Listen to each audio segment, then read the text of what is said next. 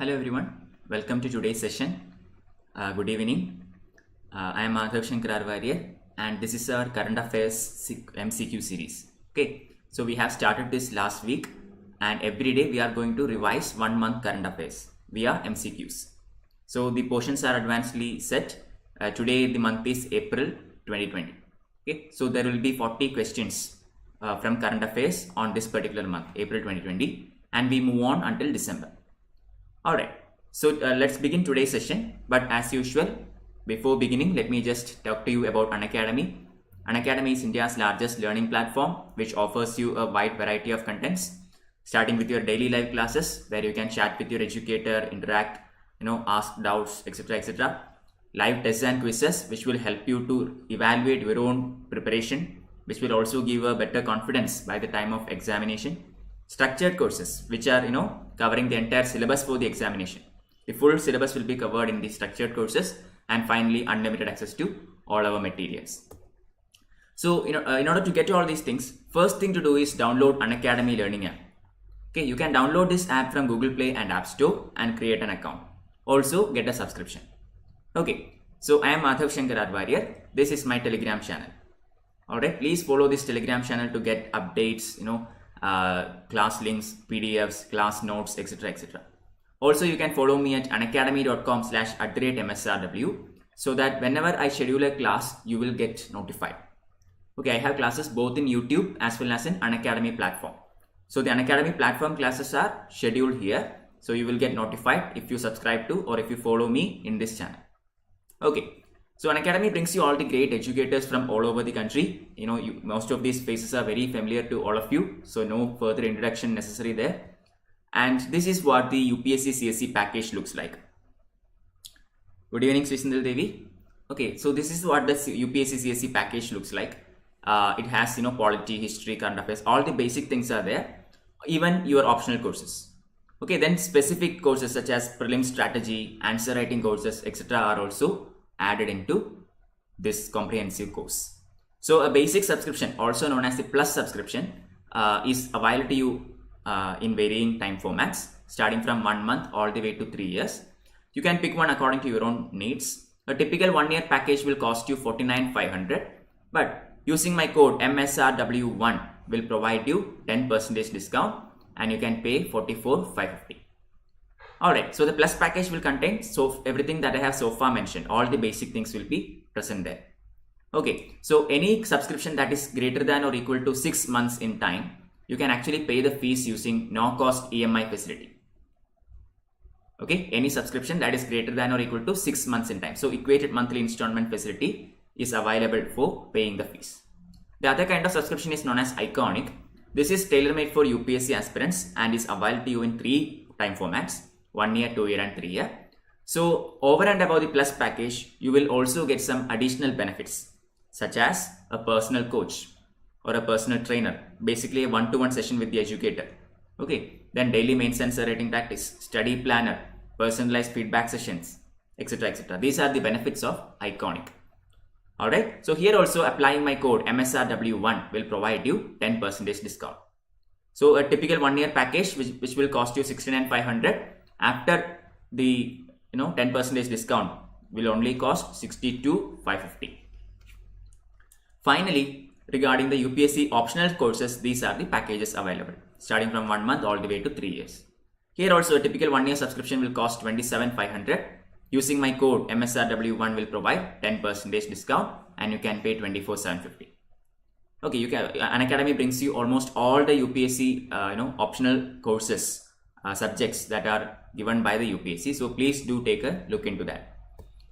Yeah, regarding Unacademy Combat, I think all of you know this already. But if you are new to this is one of India's all India level challenges. Basically a quiz contest which will last 45 minutes, 60 questions, etc. So the first edition of this has been completed on December 6, 2020. So the next one is on December 20th, 2020. That is coming Sunday. Okay, so be prepared. 45 minutes, 60 questions, 6 sections. Okay, there are attractive prizes also. First prize will get Apple MacBook Air, second will get Apple iPad Mini, third will get Apple AirPods, and top 100 rankers will be getting 1,000 rupees Amazon vouchers. Okay, so attractive prices are awaiting you. Please make the most out of it. One more announcement today. As you already know, our civil service examination next year is scheduled to be conducted on 27th June. Okay, 27th June. So about only 6 months are remaining now. So Unacademy is actually starting new packages, new classes, new batches. Okay, so 6 months GS batch is about to start from tomorrow, which is a bilingual batch taken by, look at the educators, you know all these people. Manal sir is there, Siddhartha Arora sir is there. Okay, so complete syllabus, prelims test series, live classes with 500 plus hours, free PDF material, doubt clearing sessions, etc. are provided to you. Okay, so these are the available batches. One is the 6 months batch for the next year's prelims. Then we have another batch for 2022 prelims and next one for 2023 prelims. So some classes are bilingual. There is specialized class for Hindi and there is another one for English also. Okay, bilingual classes means classes will be taken in Hindi and notes will be in English. Okay, writing and all will be in English. So it will be easy to understand for both languages. So you can choose one according to your own needs, and please do get a subscription as fast as possible. So for understanding more about free classes etc. in Unacademy, please look into my channel unacademy.com/MSRW. I have already taken many free classes there. In order to unlock free contents in Unacademy, you have to use an educator code. Okay, you do not have to pay anything, but you have to use an educator code. So you can use mine if you want, MSRW1. This will fetch you, free access to the free contents. All right. So that is it regarding the introduction. If you have any queries regarding whatever I have said so far, please feel free to ask me. I will help you through it. Now let's begin. So today we are going to look into the April 2020 current affairs. Okay, 4th month.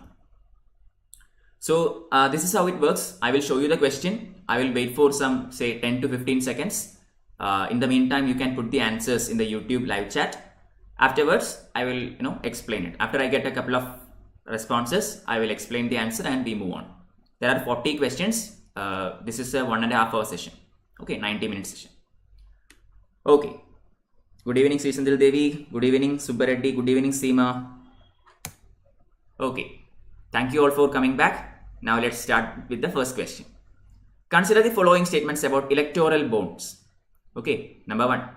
It is an interest-free financial instrument for making anonymous donations to political parties. 2. The bond is redeemable in the designated account of a registered political party within 30 days since issuance. Select the correct statements using the codes given below. Alright, so first question is on the board. Question regarding your current affairs / polity. I will give you some 10 to 15 seconds to answer. And then I will explain. Okay, a very important topic, electoral bonds, which was put forth in one of our previous budgets. Alright.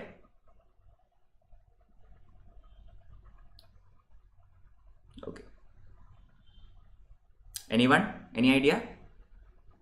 Even if you do not know, it's fine. Okay, wrong answers are fine. Please feel free to answer it.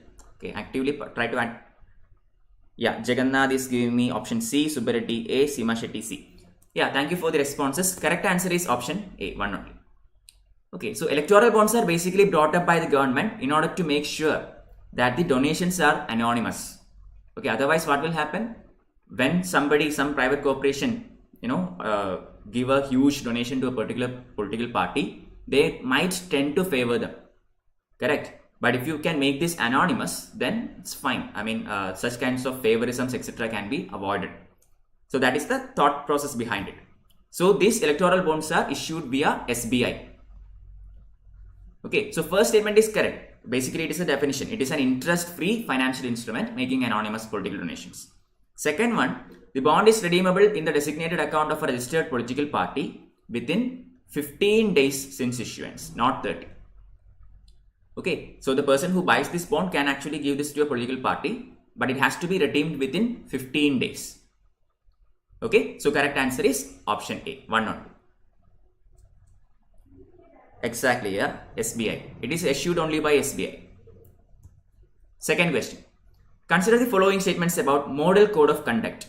Okay, elections are going on in many places in India at the moment. So what exactly is this MCC, Model Code of Conduct? Number 1. It comes into force the moment an election is announced and remains in force till the voting is completed. 2. The MCC is not enforceable by law. Select the correct statements using the codes given below. Those who are answering, kindly put the question number also, okay? So that it will be easy for me to understand which question you are answering.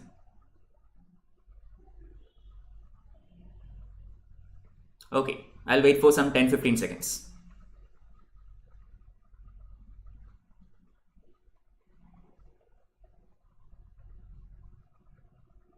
Okay, 2C. Srisindil Devi going with option C there. Once I get a couple of responses, I will give you the answer. Okay, so got a couple more. So what is the answer here? The correct answer is actually B, okay? Yeah, Seema got it right. Others, I'll tell you. So model code of conduct, I think you all know this already. This is something that was brought in by a Supreme Court order, judgment, according to which from the moment the election is announced till the moment when the results are declared, the government cannot announce certain packages which could influence the results of election. Okay, that is the basic understanding. For example, say when COVID vaccine is about to be rolled out. So, for example, in state of Kerala, recently the Chief Minister announced that the vaccine will be given out free. Okay, but right now MCC is going on in Kerala because we have local self-government elections going on. Okay, so now the question is the CM, has the CM violated MCC? Okay, I mean, these kinds of debates are happening in newspapers. So basically, it gets into force the moment election is announced, and it will stay in force until results are declared.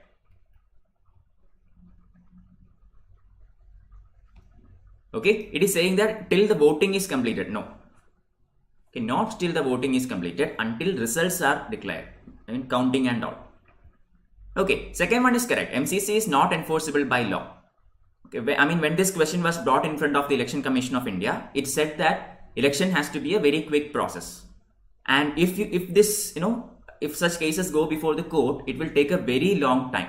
And in a country like India, elections cannot be dragged on for months. It has to be settled very quickly. Therefore, it will not be enforceable by law.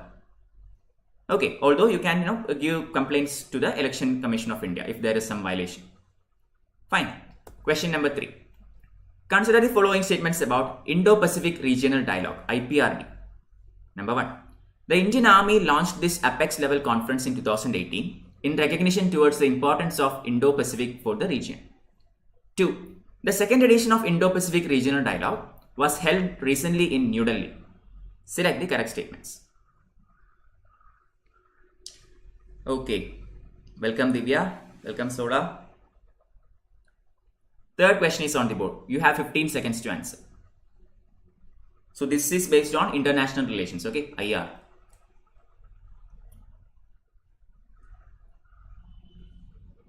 Indo-Pacific Regional Dialogue. There is many current affairs that news that are often in the media regarding the Indo-Pacific region.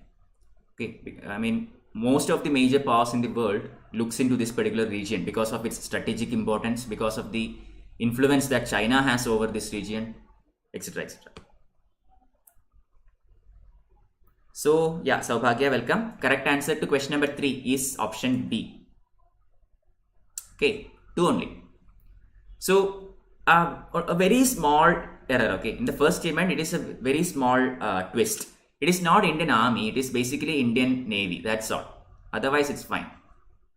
Okay, I mean Indo-Pacific. So basically, it is regarding the regional security and more towards ocean security. So rather than Army, it is the Indian Navy's initiative. Okay, that launched this apex level conference in 2018 in recognition towards the importance of Indo-Pacific region. Indo-Pacific region. Second one, the second edition of IPRD was recently held in New Delhi. Okay, that is also correct. So first statement wrong, second statement correct. Answer B. 4. Consider the following statements about Belt and Road Initiative. Oh, very simple. I think all of you know all about BRI. Okay, number 1. CPEC or China-Pakistan Economic Corridor violates India's sovereignty as it passes through the part of Pakistan occupied Kashmir that belongs to India. 2. The second BRF, Belt and Road Forum, was recently held in Beijing, 2 years after first forum was held in May 2017. Select the correct statements.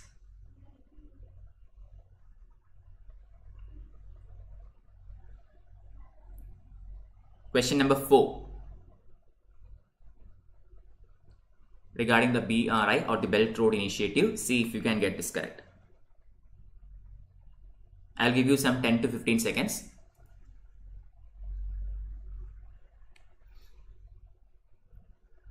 Okay, so I'm getting answers as C. Alright, yes, correct answer, very good. So you know about BRI, right? Belt and Road Initiative.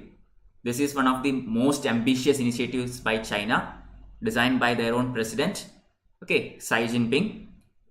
So basically the belt part actually goes through India. I mean, occupied POK, okay, Pakistan occupied Kashmir, and this is considered by India as a violation of India's sovereignty. This is one of the reservations that India put forward against joining the BRI. Okay, I mean, if China had actually accepted this proposal, I mean this thing, and has come forward by saying that India's permission is also necessary to put this CPEC through India, then there would not have been this kind of issue. But India did not join BRI because it violates India's sovereignty. Second one, the second Belt and Road Forum was recently held in Beijing 2 years after its first forum in 2017. That is correct. It was held in April 2019, okay? Sorry, 2020, April 2020. This year, about 5-6 months ago. Question 5. The Strait of Hormuz is a strait between which of these seas? Very simple question. Strait of Hormuz. 1. Persian Gulf and Gulf of Oman. B. Red Sea and Black Sea. C. Red Sea and Mediterranean Sea. D. Pacific Ocean and Atlantic Ocean. Very simple question. Strait of Hormuz. I think all of you will get this. So when you study for geography, okay, make sure you study with the map. Also, there are a lot of events in current affairs that has a lot to do with seas, oceans, currents, cyclones, etc. etc. Okay, so try to relate it as much as possible. Yeah, 5A is the correct answer. I got 2 answers, so I'm moving on. Correct answer is Persian Gulf and Gulf of Oman. Correct, okay. So Red Sea and Mediterranean Sea, any idea what is the channel or what is the thing that connects Red Sea and Mediterranean Sea?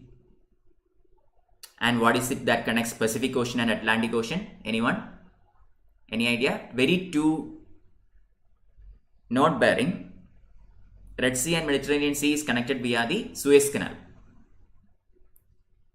Okay, and Pacific Ocean and Atlantic Ocean is connected via the Panama Canal. Two of the most illustrious trade routes in the world. Okay, Suez Canal and Panama Canal. Question 6. Consider the following statements about Arms Trade Treaty. Number 1.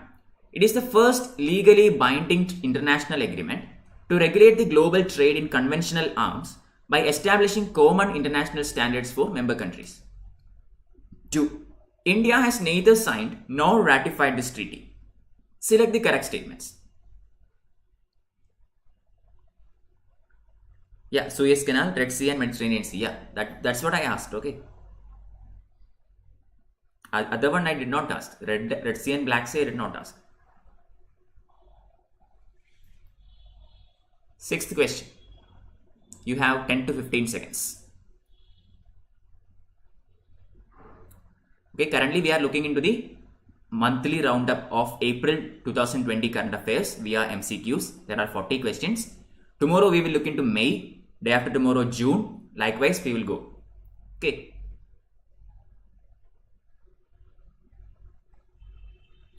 Alright, 6th question. Saubhagya is telling it is option B.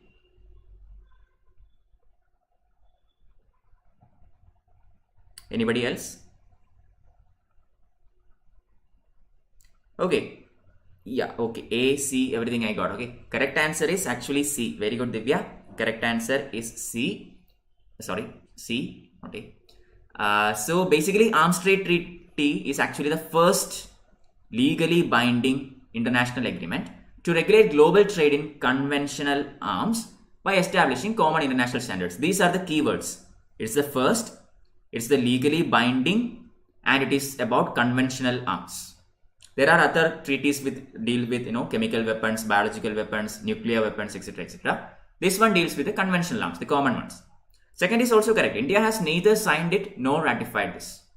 Plenty of countries has not signed it and ratified it. For example, India, Russia, China. Okay, none of them has signed it or ratified it. So both are correct. Answer option C. 7. Consider the following statements about UN peacekeeping. Okay, United Nations peacekeeping. Number 1. UN deployed its first peacekeeping mission in 1948 to Vietnam. 2. Peacekeeping soldiers are paid by their own government according to their own national rank and salary scale. Select the correct statements.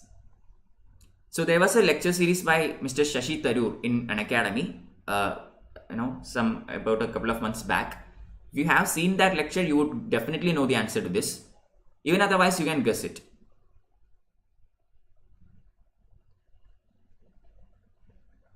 Question number 7. You have 10 to 15 seconds.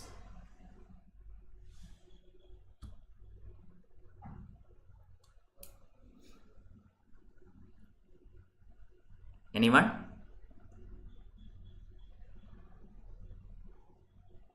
Okay, I have not got any answers.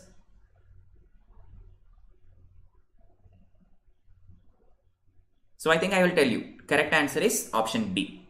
Okay, 2 only. Yeah, okay, now I am getting many answers. A, C, B. Correct answer is indeed B. Divya Sobhagya, very good. So, United Nations deployed its first peacekeeping mission in 1948 to Vietnam. This itself gives away the answer. Look at the year, 1948. Vietnam. Alright, the Vietnam War happened it's in the 60s, way after that. Okay, so which was the issue? What was the main issue in 1948? The world was looking into another region, that is Palestine. Okay, so the first UN peacekeeping mission was in 1948 in Palestine, not Vietnam. Vietnam comes later. If you have attended my world history lectures also, you should know this. I have explained it at that time. Alright, second one, peacekeeping soldiers are paid by their own government. Yep, correct. And according to their own national rank and salary scale, also correct. Clear. So, India actually provides most number of peacekeeping personnel to UN. Okay, India is the largest contributor in this category. So, it is actually not paid by UN or anything. Indian government only pays these people according to their own national rank and their own salary scale. So 2 is correct, 1 is wrong. Question 8. Consider the following statements. 1. The current account represents a country's current transactions, including exports, imports, interest payments, private remittances, and transfers. 2. The capital account records the net change of assets and liabilities, which include external lending and borrowing, foreign currency deposits of banks, etc. Choose the correct answer. Yes, Srisindal Devi and Seema correct. It is in Palestine or Israel. Fine. Israel is not in existence at that time. So this is an economics question. Okay. Eco/current affairs.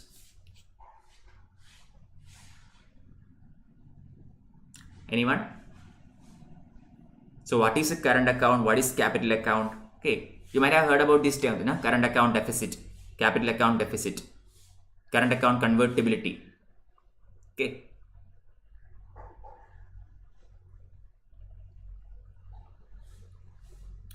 Alright, so first answer 8C. Okay, Saubhagya, very good. Actually, correct answer is indeed option C. Both are true. I do not want to confuse you guys regarding this. That is why I put it as such. Okay, basically these are the definitions of these two terms. Current account basically represents the country's current transactions, okay, day-to-day transactions like exports, imports, interest payments. These are the basic day-to-day transactions. So that will come under current account. Those transactions that, records a net change in assets and liabilities.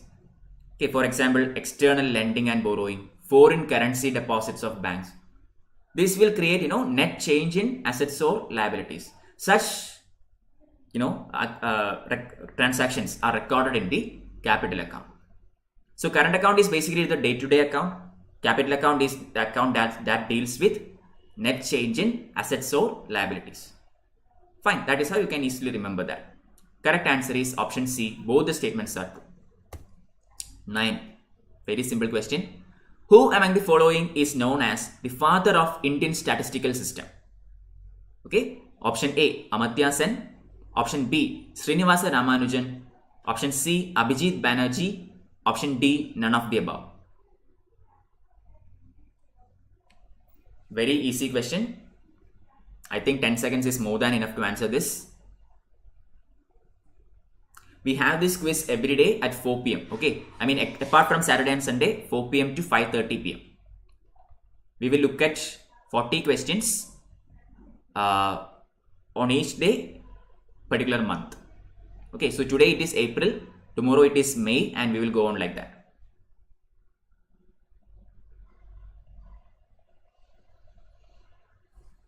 Okay, 9DD. Okay, Srisindal Devi and Seema got it right. Divya also. Yep, correct. Exactly. Correct answer, none of the above. It is none other than Professor P.C. Mahalanobis. Some of our 5-year plans are also designed based on his, theories. Alright, Mahalanobis. He is known as the father of Indian statistical system. Okay. I think you know other people. Amartya Sen got the Nobel Prize for Economics. Srinivasa Ramanujan, very famous mathematician. We know about Ramanujan's constant and all these things. Then Abhijit Banerjee recently got the Nobel Prize for his, auction systems. Okay. I mean, randomness, theory of randomness and all. So question number 10. Consider the following statements about small finance banks or SFBs. 1. There are private financial institutions for the objective of financial inclusion without any restriction in area of operations. 2. They are proposed by the Kelkar Committee of RBI as one of the differentiated banking system. Select the correct answer. Yes, exactly. Second 5-year plan is actually as per the directions of Mahalanobis. Correct. Very good. So 10th question. Regarding the SFBs or small finance banks, choose the correct answer.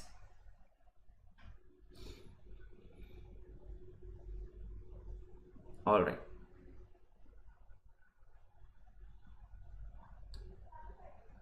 Anyone?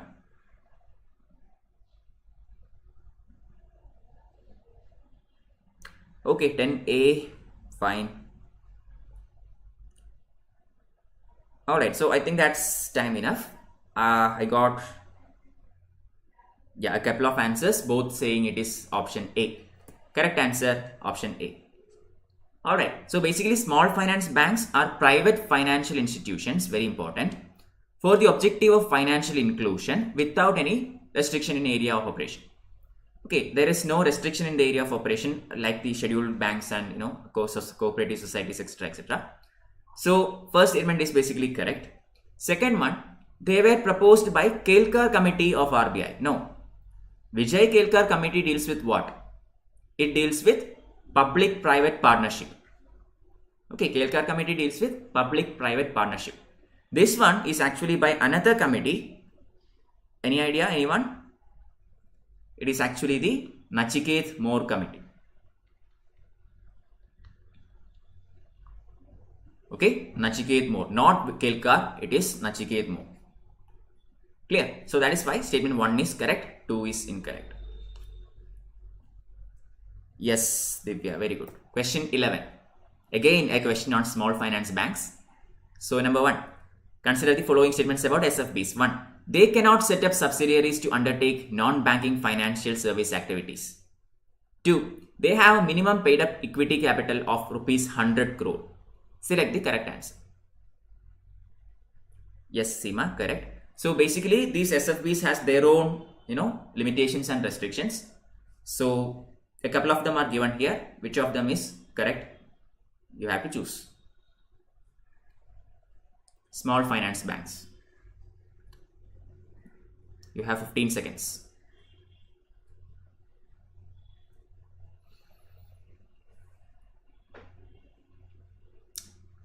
Alright, the class PDFs etc. will be uploaded in this Telegram channel. You can follow it to get them.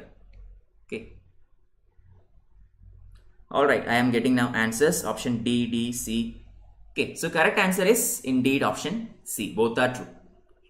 Okay, small finance banks, they cannot set up subsidiaries to undertake non-banking financial service activities. They can only deal with core banking activities. Okay, lending, borrowing, that's what they can do. They cannot deal with non-banking financial activities.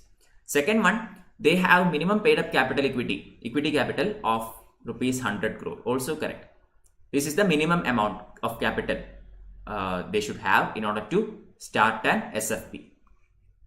Okay, small finance banks. There are many other terms and regulations also. Please go through them. Very important. Understand the difference between scheduled banks, SFBs, etc., etc. Cooperative societies, so and so. Fine. Question 12. Consider the following statements. 1. Short-term government securities with original maturities of less than 1 year is usually called treasury bills. 2. Government securities carry very high risk of default and hence are called risky gilt-edged instruments. Select the correct statements using the codes given below. So this is regarding government securities. Okay, I hope you know all these terms. Okay, treasury bills, promissory note, okay, participatory bill, etc., etc. If you have read your Ramesh Singh's textbook or say Shankar Ganesh's textbook, you should know this. Okay, I got one answer, 12D. 12A. Yeah, I got two answers, so I am now going to explain it. Answer is A. Very good. Divya, good. So, short-term government securities with original maturities of less than 1 year is called treasury bills. Is usually called treasury bills. That is true. Okay, treasury bills are basically government securities. That is obvious because treasury is something that government owns. So, any bills put forth by treasury is basically government owned security. Okay, statement number 1 is correct. So maturity period is usually less than 1 year. Second one, government security can be very high, carry very high risk of default. Wrong. G-Secs are one of the least risky options. Carry almost zero risk. Okay, the only time when a G-Sec will fail is when the government of that country fails, if that country collapses. Okay, and that is very unlikely to happen. Okay, the government collapsing means like what? Say a coup happens and military takes over, or something like that happening. I'm not mentioning about elections. Okay, I'm not saying about which party is ruling or anything. I'm saying about the entire system of government. Only if that fails, the G-Sec will fail. Okay, so this has basically zero risk and hence it is called as low risk gilt-edged instruments. Okay, government securities. So answer is 1 only. 13. Consider the following statements about e-way bill. You might have heard about this when you studied regarding GST. Okay, goods and services tax. Number 1. E-way bill or electronic way bill is a document introduced under the GST regime that needs to be generated before transporting or shipping goods worth more than 10 lakh rupees within the state or interstate. 2. The e-way bill portal has been developed by National Informatics Center, NIC. Select the correct statements using the codes given below. Yeah, very good.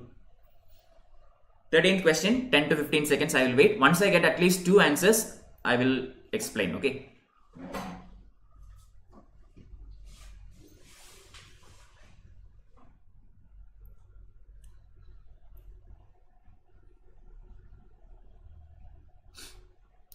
Okay, 13th question.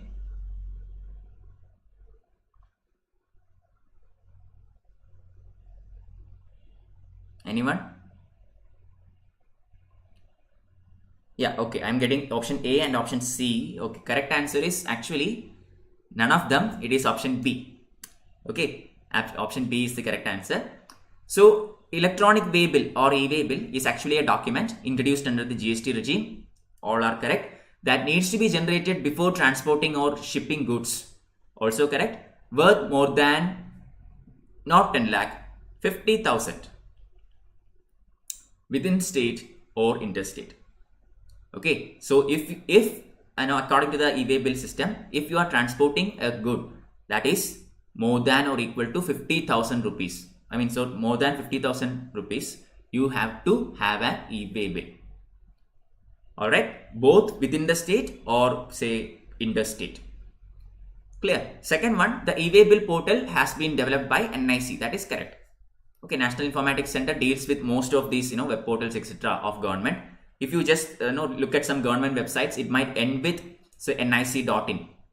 Okay, some ends with gov.in, some ends with nic.in. So these are developed by NIC, National Informatics Center. Okay, so correct answer is option B. 14. Consider the following statements about municipal bonds. Okay, number 1. They are debt securities issued by government or semi-government institutions who needs funding for civic projects. 2. Delhi Municipal Corporation was the first urban local body to issue municipal bond in India in 1997. Choose the correct answer. Question 14. Regarding municipal bonds, also known as Muni bonds. I'll wait for 15 seconds.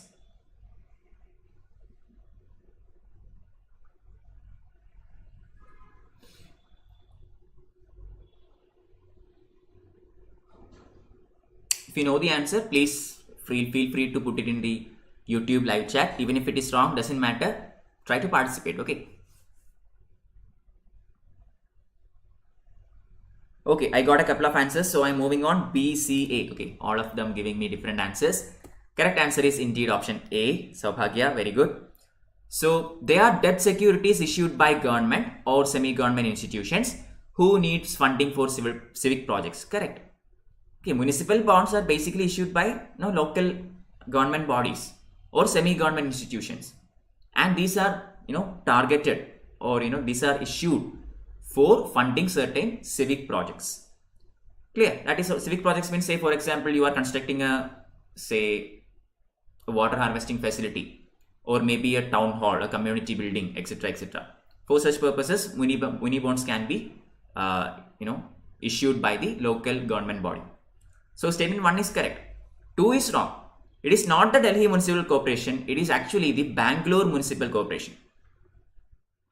Now it is Bengaluru, but at that time when it was implemented, it was Bangalore. So Bangalore Municipal Corporation was the first Indian local body to issue the municipal bond in 1997. Okay, so correct answer is option A. 15. Consider the following statements about the conditions suitable for growing tea. Okay, number 1, temperature 21 degrees Celsius to 29 degrees Celsius. 2, rainfall 150 to 250 cm. 3, soil. Tea shrubs require fertile mountain soil mixed with lime and iron. Select the correct statements. So if you have seen UPSC questions, they often ask these kinds of questions. For example, they won't ask like this. Instead, they will put some conditions and they will ask you to identify the crop. Okay, so basically they will give these 3 sentences and ask you to find which crop it is. Okay, for example. So here I am reversing that question. I am giving you the crop and you have to tell me which of these criterions matches that crop. Alright. Yeah, again, one person got this. Saubhagya, very good. Correct answer, all the above. D. It is not B, guys. It's all the above. Okay. Temperatures between 21 degrees Celsius and 29 degrees Celsius is actually ideal for tea. Okay, above that, it creates problem. But 29 degrees Celsius is fine. I think most of you would have thought this temperature is a bit high because tea is grown in mountain estates and all, right? So you might have thought the temperature is a bit high for tea, but no. 29 degrees Celsius is fine. More than 30, it causes trouble. Okay, so 1 is correct. Rainfall, obviously, it is needed. Very high rainfall is needed. Just think about the states where tea is grown. Assam. Okay, very high rainfall is there. Third one, soil. Require fertile mountain soil mixed with lime and iron. Again correct. It has to be mountain soil. It has to be well drained. It should not have water logging. Okay, so all the above statements are correct regarding D. So answer is option D. 16. Consider the following statements about Armed Forces Special Powers Act, ASPA. Okay, very controversial act, but let's see if you can answer this. Number 1. Armed Forces Special Powers Act, enacted in the year 1958, grants extraordinary powers and immunity to the armed forces to bring back order in disturbed areas. 2. Presently, ASPA is enforced in the parts of Arunachal, Assam, Manipur, Mizoram and Nagaland along with J&K. Choose the correct answer. Okay, let me be very clear here. I am saying parts of, okay. I am not saying entire states. So don't get confused. Armed Forces Special Powers Act. Almost, it was in the news for a very long time. 15 seconds.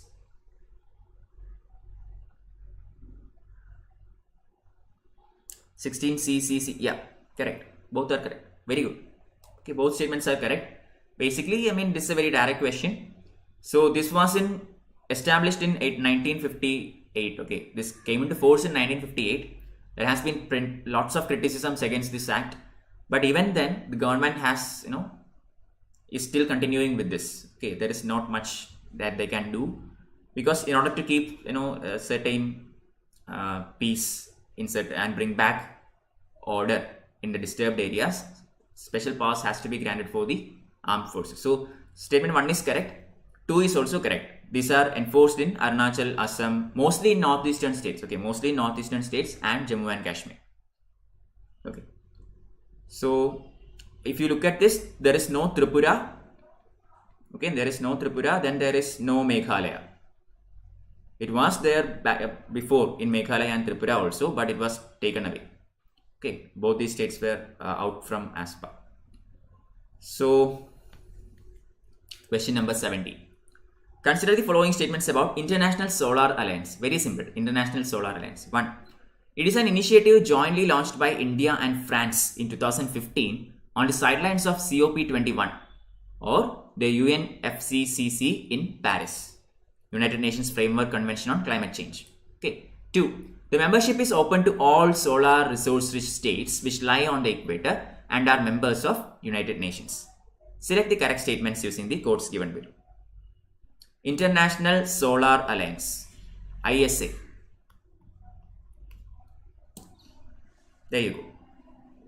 Give me the answer.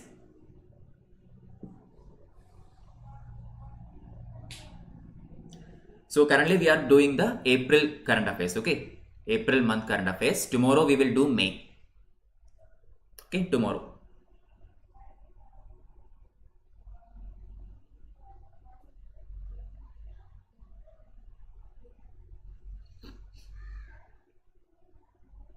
Alright, any answers? So far I have not received any answer. Yeah, okay, 17CA, got it.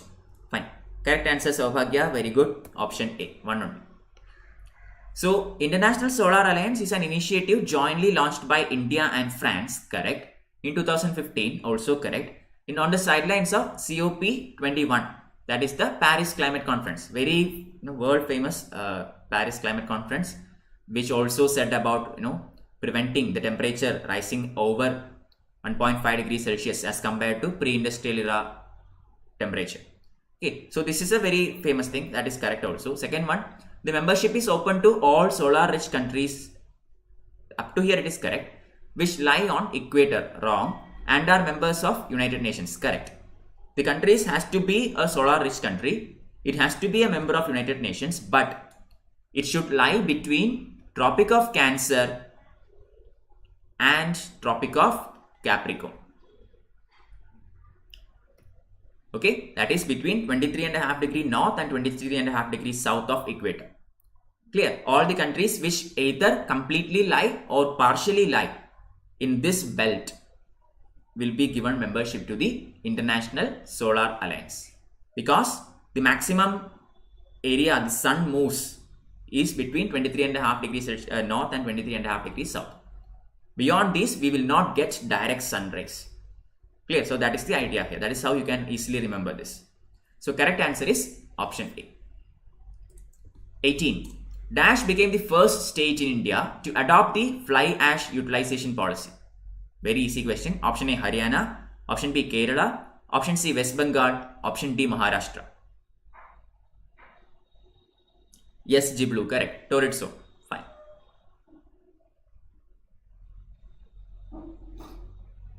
Between the two tropics, because direct sun rays will not go beyond this. Okay.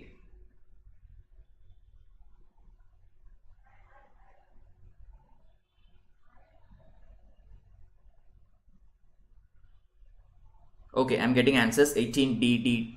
Correct. Easy question. Correct answer option D. Fly ash utilization policy was first adopted in the state of Maharashtra. So what is this fly ash? Fly ash is essentially the ashes that fly out of your furnace, okay, and cause a huge lot of pollution. So instead of allowing it to go into the atmosphere and cause pollution, these are collected and then made into useful substances. For example, in constructing roads, as a cementing agent, in constructing bricks. Okay, for all these purposes, the fly ash can be actually utilized. And such a policy was firstly brought in India by the state of Maharashtra. Okay, question number 19. Consider the following statements about Bharat stage norms. Another question on pollution. Bharat stage norms or BS norms. Number 1. In 2014, Soumitra Chowdhury Committee gave recommendations on auto fuel vision policy of 2025. 2. India introduced emission norms in 1991. Select the correct statements. Thermal power plant and biogas plants fly ash. Yes, exactly. Fly ash is basically produced in anything, okay? Anything that burns something. Even if you put some waste in your neighborhood and burn it, you will see fly ash. But the major quantity comes from these power plants. Welcome RD. Actually, we have this quiz every day at 4 p.m. other than Saturday and Sunday. And each day we are covering 1 month. So today's current affairs is based on April 2020. Tomorrow it will be May 2020. So you can come revised. Yeah, 19th question. Correct answer indeed option C. Very good guys. Really good. Option C. Okay. So BS norms you all know. Bharat stage norms. We have BS 1, 2, 3, 4, 5, etc. etc. So these norms were actually recommended, brought into action in India in 1991. Okay, that is correct. First statement, Soumitra Chowdhury Committee is the committee that gave auto fuel vision policy in 2025, according to which the BS 4, 5 and 6 has to be implemented ASAP. Okay, back in 2014, India was in BS 3. Okay, and this committee recommended immediately phasing out the BS 4 and then 5 and then 6.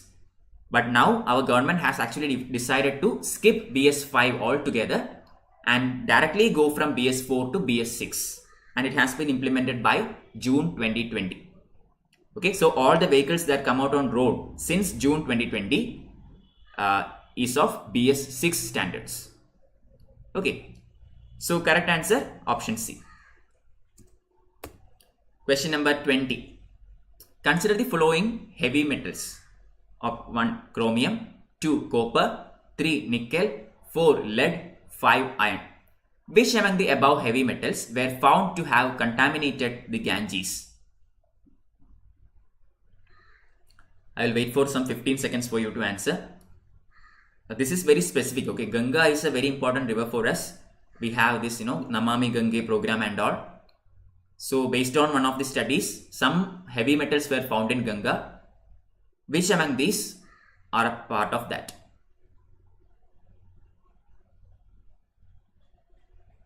Alright, Sri is saying it is option D. Anyone else? Okay. Once I get a couple of answers, I will tell it. Okay, I will explain it. So I got 2 answers. Both are correct. All of them. Okay, Ganges is one of, is very much polluted river. Government is trying to phase out this pollution part by part. But even then still, a recent survey showed that Heavy metals such as chromium, copper, nickel, lead, iron, etc. are very much present in river Ganges. Okay, so all these are present. Correct answer is option D, all the above. Okay, I will not have asked this question if it was about some other river, but Ganges is very much important, and we have a national program that is solely focusing on this particular river, Namami Gange program. Okay, so you should know anything that is regarding Ganges. Okay. Question 21. Consider the following statements about Central Pollution Control Board, CPCB. 1. It is a statutory organization constituted under the Air Act of 1981. 2. It functions under the Ministry of Environment, Forest and Climate Change. Select the correct statements. 21st question. You have 10 to 15 seconds. So once again, to the new joinees, we are looking at 1 month's current affairs every day. Today it was April. Tomorrow it is May. Okay.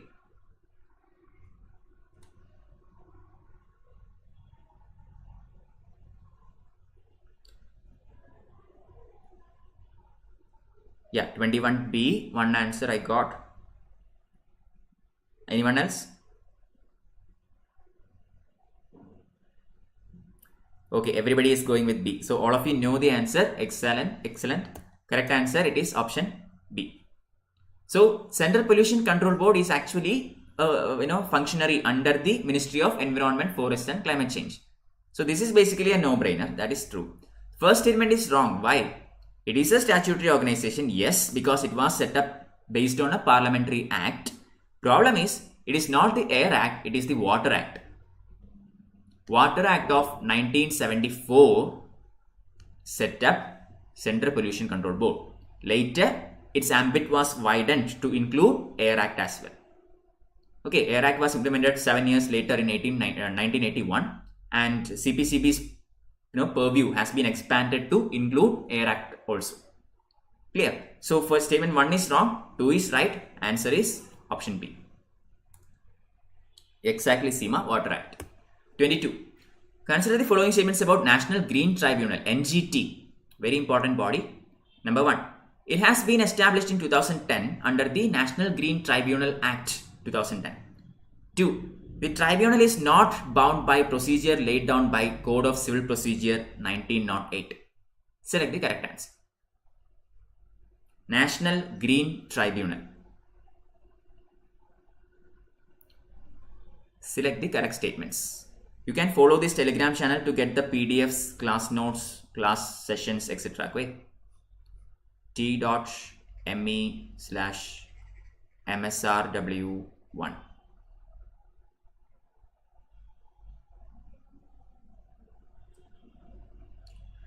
Second question. ACA. Alag answers. What is the answer? Correct answer is actually, okay, everybody is giving me A now. Correct answer, yes, it is indeed option C. Okay, both are correct. I think only one person got it. Saubhagya, very good. Okay, so NGT has been established in 2010 under the National Green Tribunal Act of 2010. That is true. So NGT is basically a statutory body. Correct. Problem is, NGT is not bound by the procedure laid down by Code of Civil Procedure, CPC. That is true. Every other code in India is bound by the procedure established by law and also by these kinds of codes. Okay, IPC, CPC, CRPC, etc. etc.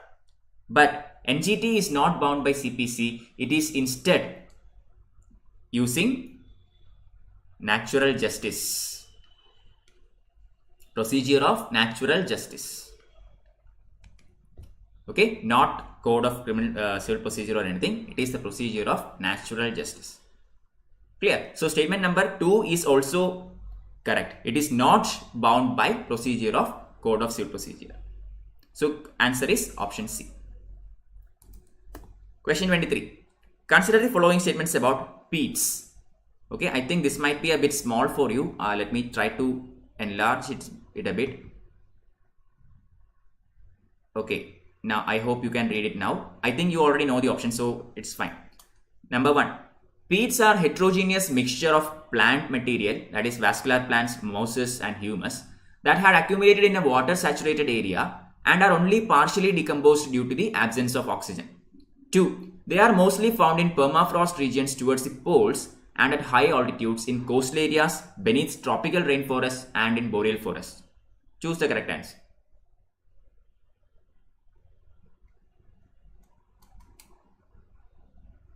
Peats. You might have heard about peatland, right? Peatland ecosystem. So, based on this, try to identify the answer.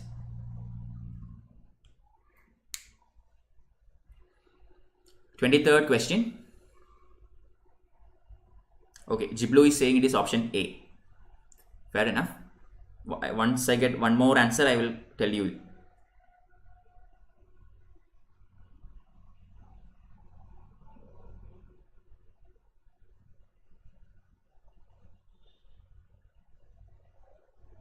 Okay, AACCC. Okay, correct answer, option C. Okay, both are correct. Peats are heterogeneous mixture of plant material such as vascular plants, mosses, humus, etc. that has accumulated in water saturated area, very important, and are only partially decomposed, again important, due to the absence of oxygen. Okay, so basically these are peats, and these are mostly found in permafrost regions, correct? Okay, but due to the cold temperature, the decomposition rate is extremely slow. So yes, that is true. At high altitudes, again, same reason happens. Coastal areas, correct. We have seen marshy lands, okay, marshes and all, that is in coastal areas.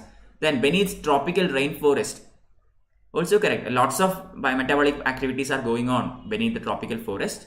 So peatland can be found in tropical rainforest also in boreal forests. Okay, so both the statements are correct. Answer option C. Peatland ecosystem is very much important. Do look into it. I think this is given in your NCERT geography textbook. In theory, static portion also this is there for you to study. Okay, this has been in the news because there has been some laws made by the government regarding the conservation of peatland ecosystem. Okay, question 24. Consider the following statements about Animal Welfare Board of India, AWB. Number 1. It is headquartered in Haryana. 2. Rajkumari Amit Kaur was instrumental in setting up the board and was its first chairman. Select the correct statement. Are they same as geysers? No. Okay, no, geysers are different. Geysers are different. Peatlands are different. Geysers are, like something related with hot water springs and all. Okay, geysers. This is nothing like that. This is basically formed because of logging of water and partial decomposition of plant matter. Okay.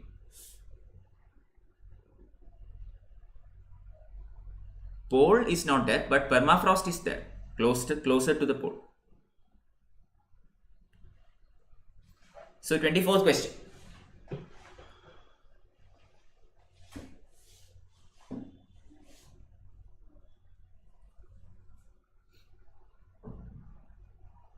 Anyone?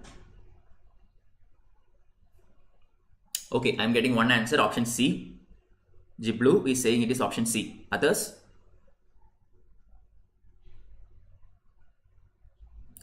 B, B, C.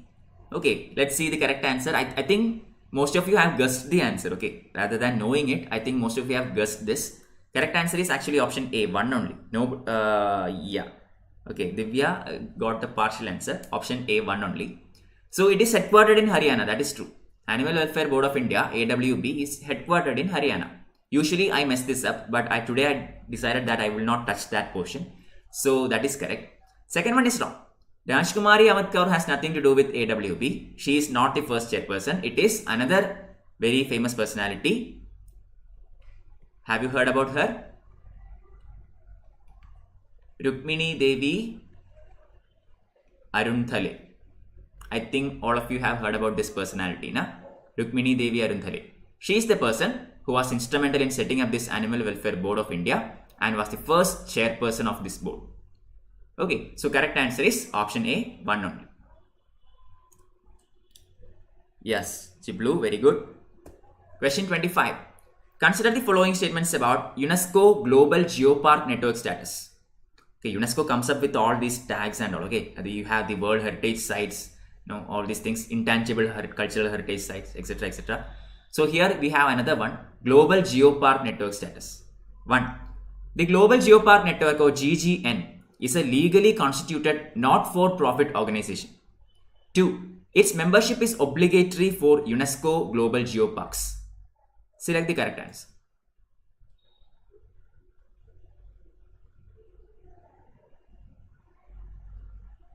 Okay. UNESCO Global Geo Network. Let's see how many get this. I will wait for about 15 seconds. Okay. Please study about UNESCO network and all. Very much important.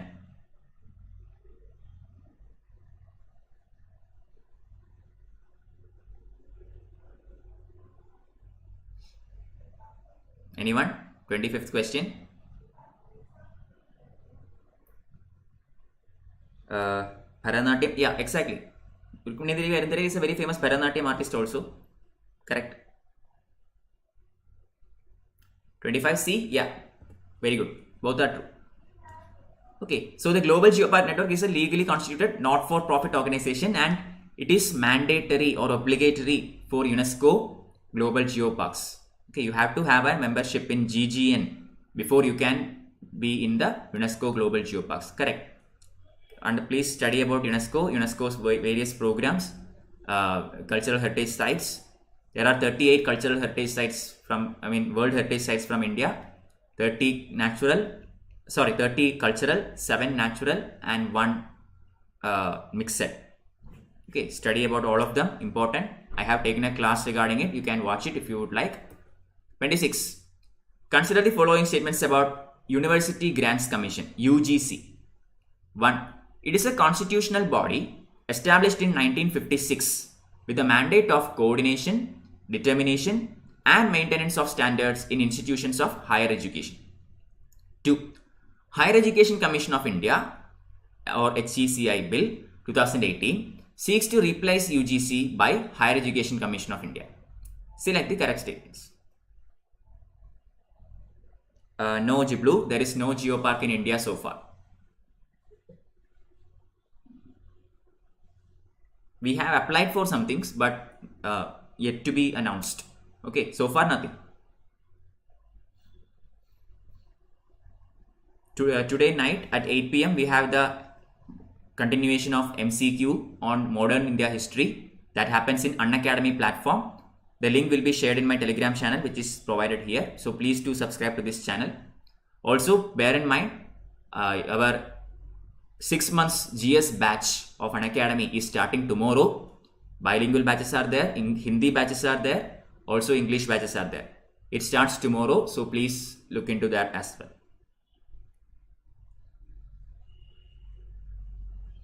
Yeah, alright.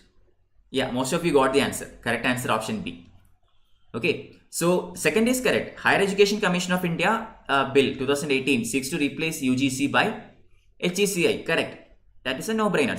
First statement is wrong because it is not a constitutional body. It is a statutory body. Okay, UGC came into existence based on the UGC Act, which is basically a parliamentary act. So it is a statutory body, nothing to do with constitution. Okay, so first statement is incorrect. Second statement is true. Answer B. 27. Consider the following statements about Event Horizon Telescope. Now we are moving on to science and technology. Okay, Event Horizon Telescope, EHT. 1. EHT is an international collaboration to continue the progress in achieving this goal using the technique of very long baseline interferometry at short wavelengths. 2. The event horizon is the boundary defining the region of space around the black hole from which nothing can escape.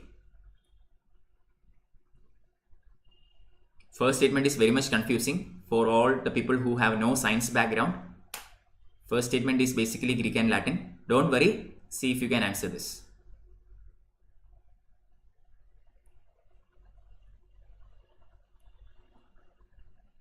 Event Horizon Telescope.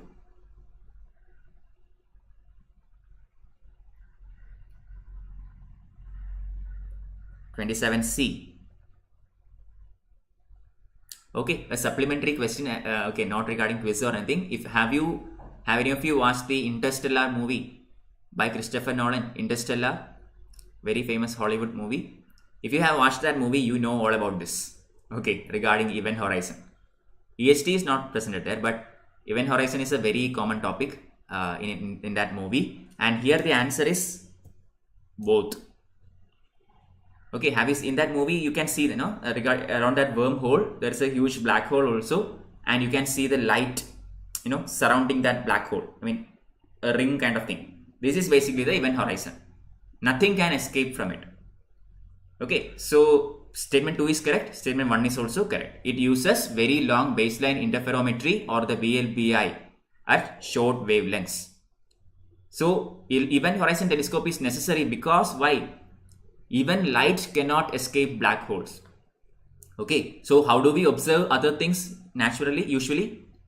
If you use a ordinary telescope, what happens? The sunrise or some other source of light will hit that object and it is reflected back. And we get that reflected light in the telescope, and that is how we can see that object.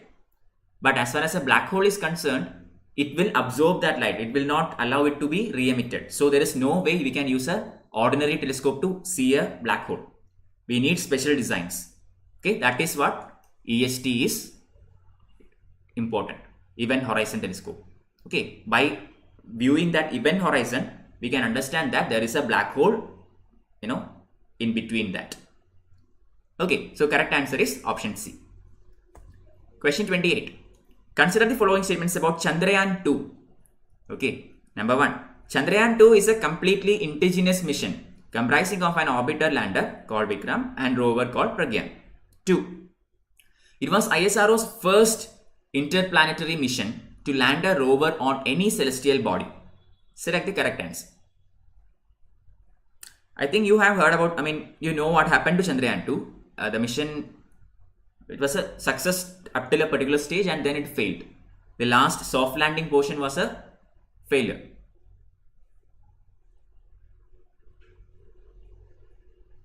Yeah, 28th question. Let's see how many get this.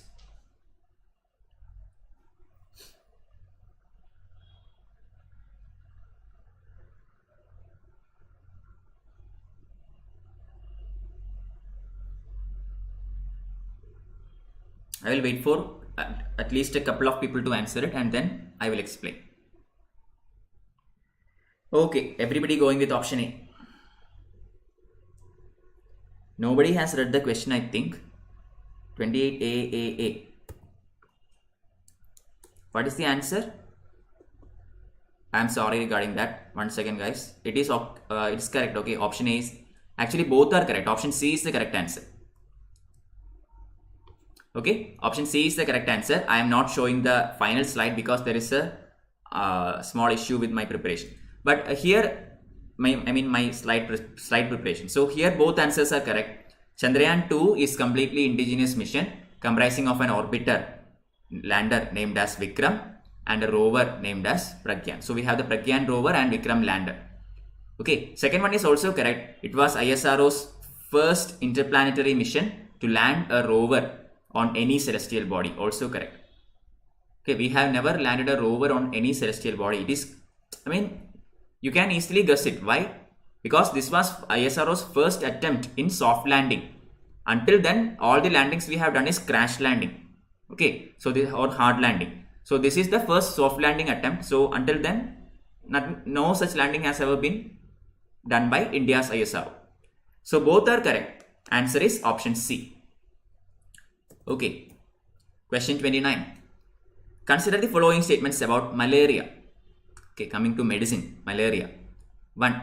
Malaria is a communicable disease caused by Plasmodium parasites that are transmitted to people through the bites of infected female Egypti mosquitoes.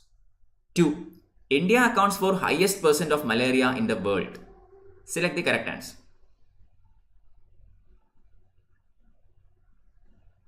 Indigenous, yeah, that is indigenous. Lander, rover and orbiter are all prepared by India only. Completely indigenous mission, Chandrayaan 2.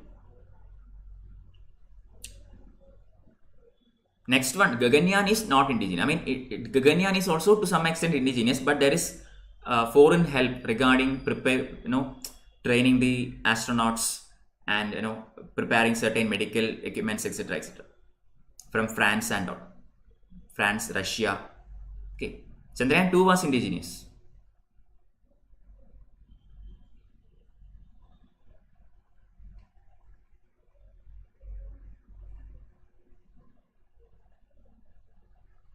Okay, Seema Shetty knows everything about malaria.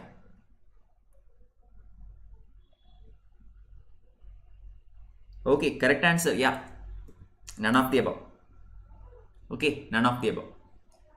So, malaria is a communicable disease, yes. Caused by Plasmodium parasites, yes. That are transmitted to people through the bites of infected female, not Egypti mosquitoes. It is Anopheles.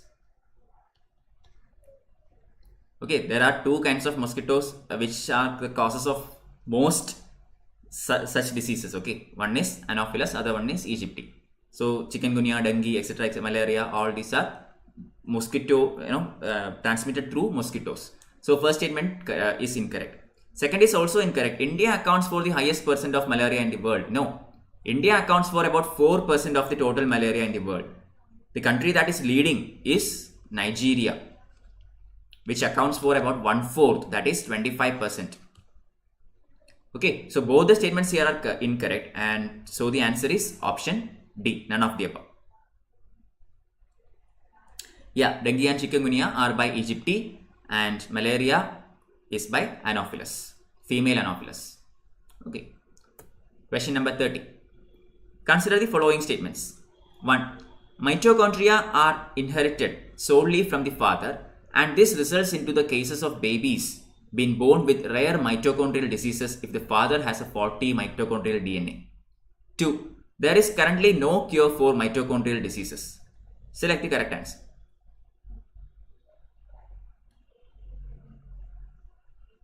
Are you biology main or anything? I mean, very accurate answers. Plasmodium name is also given.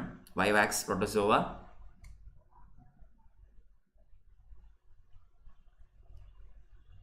Yeah, 30. I got one answer. Once I get one more, I will tell you. Saubhagya saying it is option C, other.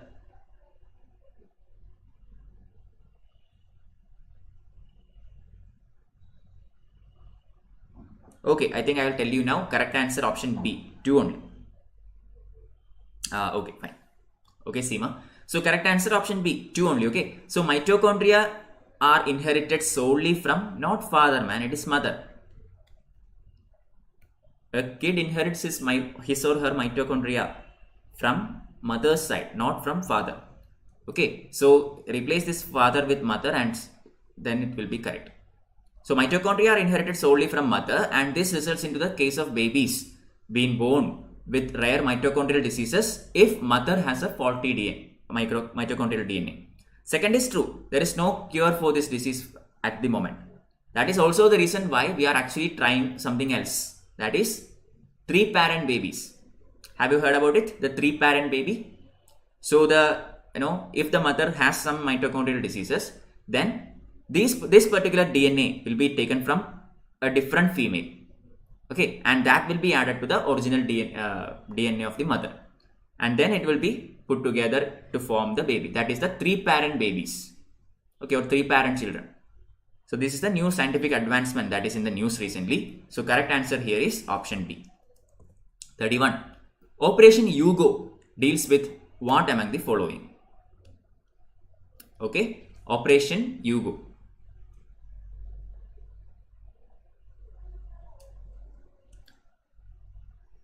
Option A, US operation in Afghan. Option B, Japanese operation in India. Option C, European military exercise. Option D, none of the above. Operation Hugo. You have 10 seconds.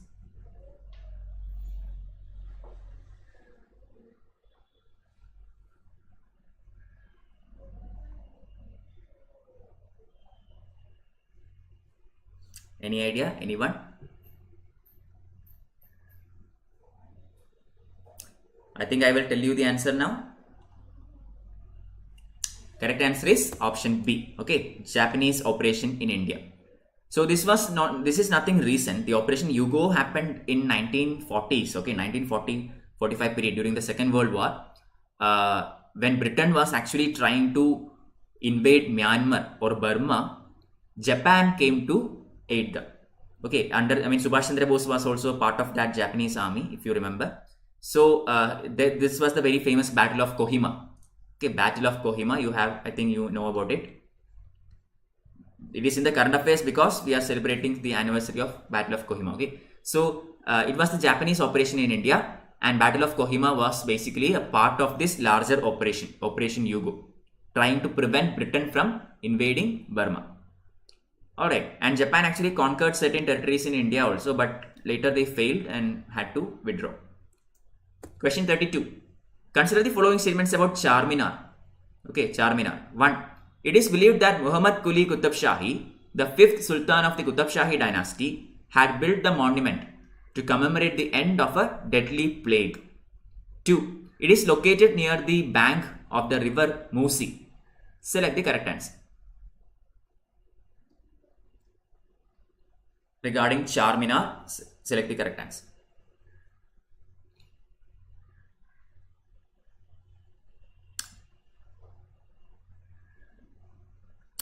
I will wait for some 10-15 seconds.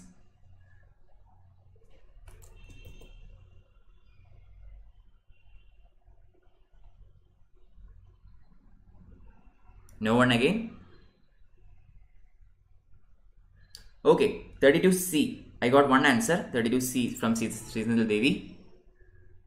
Yep, correct. Both are true. Okay, yeah, all of you gave me the correct answer. Seema, Divya, Saubhagya, all are correct. Option C. Okay, so it is believed that Muhammad Quli Qutub Shahi is the person, the 5th Sultan of Qutub Shahi dynasty, who actually did this. Okay, who actually built this monument in order to commemorate the end of the deadly plague. That is true. It is located near the bank of river Musi. Also correct. So both statements are correct. Answer C. 33. Consider the following statements about the Konyak tribe. Okay. 1. Konyak is one of the 16 Naga tribes known for its fierce headhunting history. 2. Guinness World Records have acknowledged Konyak dance as the largest tribal traditional dance. Select the correct answer. Okay, there is some issue with the chat. I can't see the chat because of some reason. 1 second, let me try to reload it. You can, in the meantime, you can give me the answer, okay? Regarding the Konyak tribe, choose the correct answer.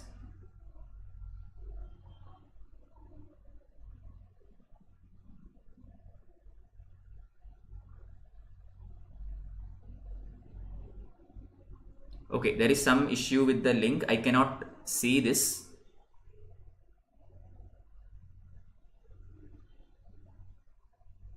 But I think hopefully you will be able to continue it. Don't reload. If you can at least hear and see me, then don't reload. Continue it. Okay. So correct answer is option C, both 1 and 2. Alright, both statements are correct. I'm trying to fix this. It's showing that there is some server error. 503. I think that might be an issue with the YouTube. Okay. Anyway, let's continue. So here both the statements are correct. Konyak is one of the 16 Naga tribes, and they are known for the fierce headhunting history. Second is also correct. Guinness World Records has acknowledged Konyak dance as the largest tribal dance. That is why it is in the news. Okay, around 4,700 Konyak tribal people came together to perform this dance and entered the Guinness World Records. Okay. 34. World Press Freedom Index is released by which among the following agencies?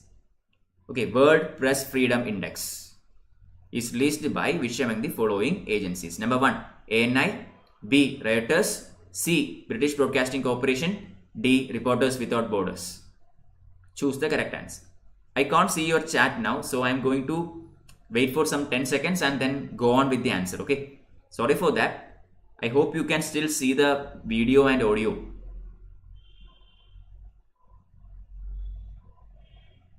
Okay, World Press Freedom Index. Every day I told you I will put some kind of index and I will ask the organization that published it.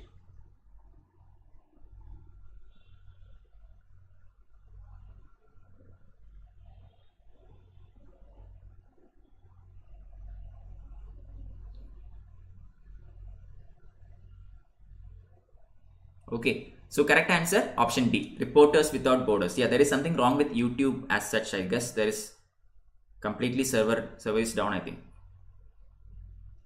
But I think some of you at least can see the video and audio at the moment, although the chat is disabled. It's fine. Let's continue. 34th option D, correct. 35.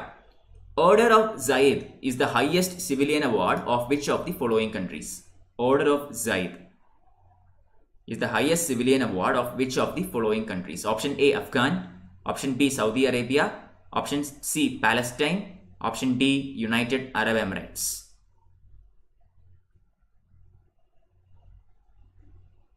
The 35th question.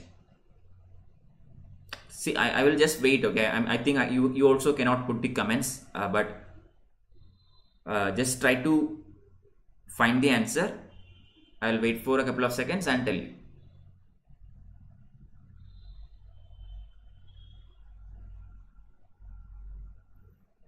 Yeah, it's still showing server error 503. Yep, correct answer option D, United Arab Emirates. Okay, so Order of Zayed is the highest civilian award of UAE. Very important. Why? Why is this award of some other countries' award important for us? Because our Prime Minister won some of these awards. Okay, he has actually won the highest civilian award of Afghan, Saudi, Palestine, UAE, the Seoul Peace Prize. Okay, so whenever a Prime Minister or some important other national official wins such awards, make sure at least you know which country gave that award. Okay, so Order of Zayed is being given to our Prime Minister by the government of United Arab Emirates. 36. International Rice Research Institute, IRRI, is an international agricultural research and training organization with headquarters in dash. Option A, Italy. Option B, Cuba. Option C, India. Option D, Philippines. IRRI has its headquarters in which of these states? One second, let me see if the stream is still going on. Give me a moment. Yeah, the stream is still up. I think so. The video and audio will be, available for you.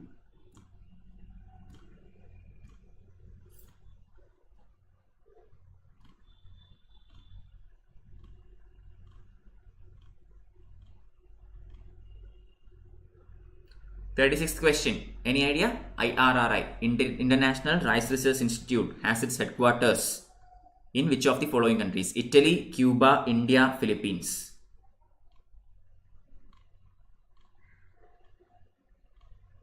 I think I will tell you the answer right now. It is actually option D, Philippines. Okay. So the IRRI is an international agricultural research and training organization, and its headquarters is in the country of Philippines. Okay, usually anything that deals with food. Okay, so for example, the indexes or indices which deals with food is all dealing with FAO, Food and Agriculture Organization, and its headquarters is in Rome, Italy. Okay, so everything that usually deals with food is related to Italy. Clear? But here, this one, IRRI, it is actually headquartered in Philippines. Question number 37. Consider the following statements about Kaziranga National Park. Okay, very important, almost always in the news. Number 1. The Manas River constitutes the dynamically changing northern boundary of the park. Okay. Number 2.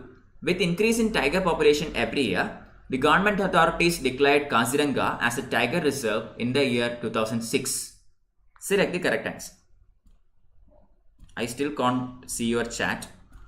Okay, so I'm sorry that I won't be able to communicate with you. If you have any queries, please please write it down, and tomorrow or maybe today's 8 p.m. session, I will be able to address it. Okay, I have class today at 8 p.m. in the Unacademy platform. Please do join me there. The link for this class will be provided in this Telegram channel, t.me/msrw1. Okay, 8 p.m. to 9 p.m. 1 hour session. 25 questions on modern India. See you all there. So 37th question, we have 40 questions. I'm completing this. Okay. So correct answer to this one is option D, 2 only. So the very famous Kaziranga National Park situated in the state of Assam, having one-horned rhinoceros, very important species. And it has been in the news because of the flooding that happened in that area. And many of these rhinoceros had to be relocated to some other place. Okay, so statement 1 is wrong. It is not the Manas river, it is actually the Brahmaputra river. Okay, Brahmaputra. 2 is correct. With increase in tiger population every year, the government authorities declared Kaziranga as a tiger reserve in 2006. Correct. Kaziranga is famous for one-horned rhinoceros, but it doesn't mean that no other species is there. Okay, other species are also there, and tiger is one of them. And because of that, this national park has also been declared as a tiger reserve since the year 2006. 38. Utkarsh and Sabuj Sati have won the prestigious World Summit of Information Society Awards in the United Nations. Which state government implemented these schemes? Utkarsh and Sabuj Sati. Option A, Himachal Pradesh. Option B, West Bengal. Option C, Sikkim. Option D, Rajasthan. Utkarsh and Sabuj Sati has been in the news because of their World Summit of Information Society Award. So in which state in India was this implemented?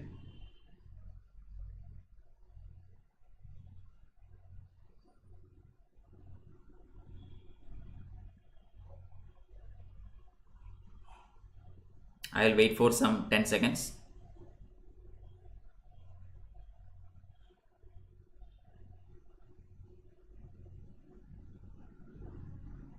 Oh, I think the worldwide server of YouTube has crashed, I think.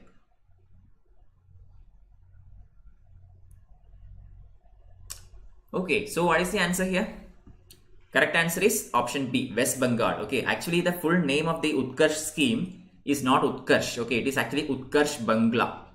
I haven't put it because you will be able to identify easily with West Bengal.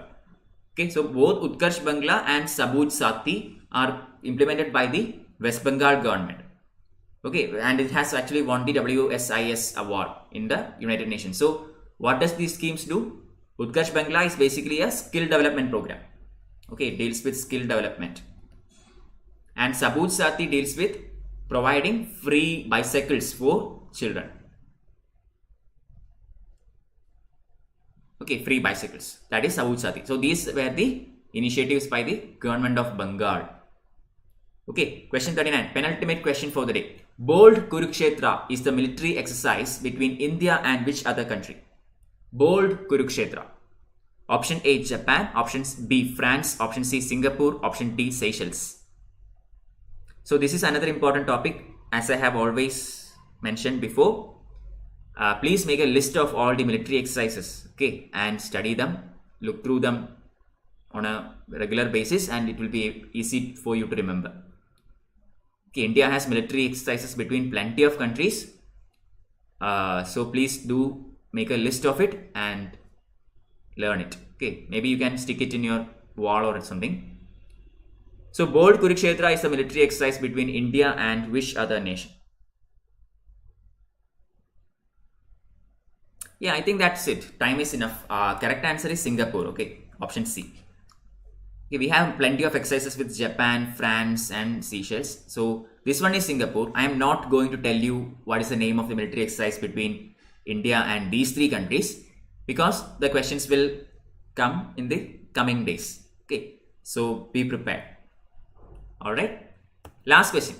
A dash is a system intended to mimic likely targets of cyber attackers for security researchers to monitor cyber criminal behavior. Final question.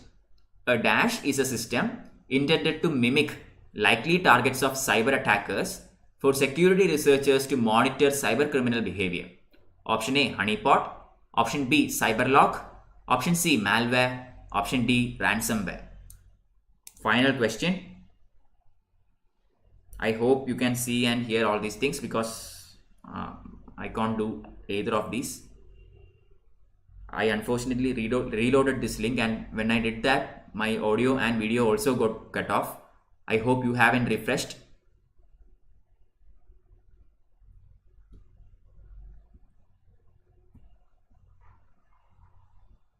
Okay, I'll tell you the answer, I guess. Correct answer is option A, honeypot.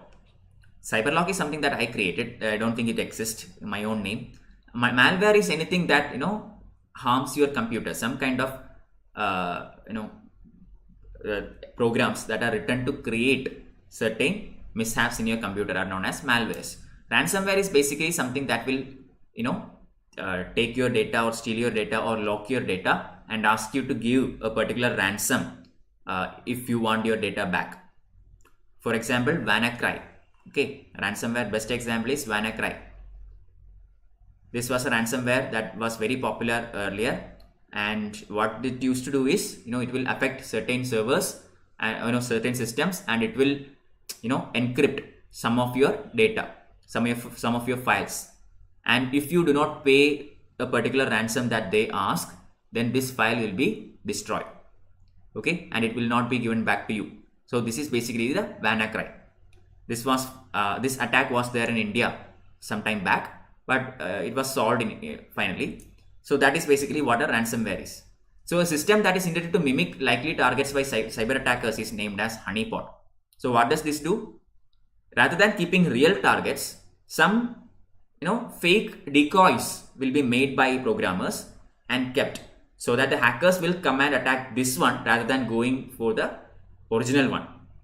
Okay, so these decoys are known as honeypots. Okay, so that's it, the end of the class. We have reached final question. 40 questions are completed. Thank you all for joining. Please understand that Unacademy brings you a lot of free contents. Please do look into them. In order to unlock these free contents, you have to provide an educator code, and you can give this MSRW1. Okay, this is 1. And you can use this code to unlock all these contents and watch free videos and all. Okay, so that is it, guys. Thank you for joining me today. Please be back at 8 p.m. session in Unacademy platform, and tomorrow at 4 p.m. back here at YouTube. The class notes, PDFs, etc. will be uploaded in my Telegram channel, which is shown here, t.me/MSRW1. Also, please use my code MSRW1 to get 10% discount on any Unacademy subscription. Alright, please share this with your friends also. Like, share and subscribe to this channel, to this video. Okay, remember, tomorrow onwards, our batches are going to start. The UPSC CSE batches are going to start in bilingual and multilingual, and Hindi and English languages.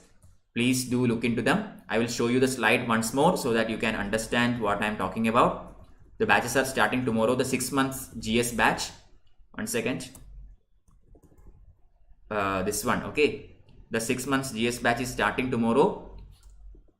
So please do join. Plenty of contents. Complete syllabus is covered. Prelims test series will be there. Live classes with 500 plus hours. Free PDF materials. Structured schedule. Doubt clearing sessions with top educators.